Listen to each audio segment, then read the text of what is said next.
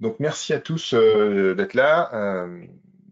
Alors, je vous ai préparé une petite session sur le Velocity Script et comme je suis pas un expert, je dis vraiment préparé. J'y suis depuis hier après-midi pour essayer de faire quatre pauvres cas qui marchent et je me suis un peu arraché les cheveux parce que voilà, j'ai un peu appris en marchant.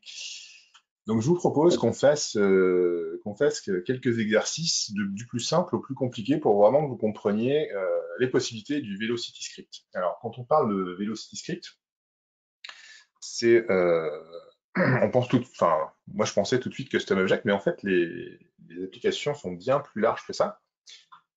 On peut tout à fait utiliser du Velocity Script avec les champs de la personne. Et alors, vous savez, dans Marketo, il y a cette fonctionnalité côté base de données pour faire des champs calculés. Si tel champ contient telle valeur, alors ce champ, le champ calculé, contiendra telle valeur. Par exemple, si la civilité c'est Mister, alors le champ calculé ce sera cher monsieur, par exemple, ou si c'est madame, ce sera cher madame. Donc ça, c'est pas mal, mais vous voyez bien qu'on n'a qu'une seule dimension. Premièrement, on n'a qu'une seule dimension, c'est-à-dire qu'on peut faire dépendre un champ que d'un autre champ. Et deuxièmement, le résultat, bah, comment dire, c'est un champ, c'est tout bête. On peut concaténer des champs, mais on ne peut pas tellement aller plus loin. Et qu'est-ce qui se passe quand, par exemple, on veut faire dépendre un champ de deux autres champs, ou imaginons qu'on aimerait, en fonction d'une valeur de champ, carrément mettre un bloc d'HTML, quoi. Euh, donc, comme Charles disait juste avant, c'est Amazon. Vous avez collecté des préférences sur vos visiteurs et vous aimeriez leur proposer dans les emails, par exemple, les produits qui les intéressent en fait. Et ça dynamiquement, sans avoir à se lancer dans des segmentations ultra compliquées.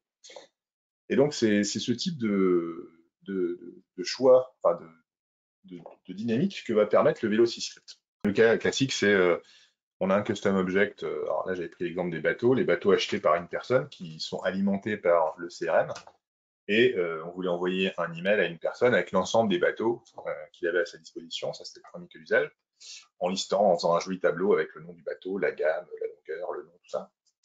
Ou alors faire une alerte en interne quand un nouveau bateau est acheté par exemple.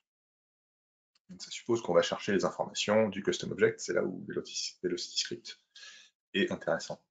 Alors je vous propose de jouer avec moi. Donc si vous avez votre Marketo sous la main, vous pouvez, dans votre dossier test, créer un petit programme. On a besoin d'un programme pour pouvoir mettre des tokens. Et puis, on va avoir besoin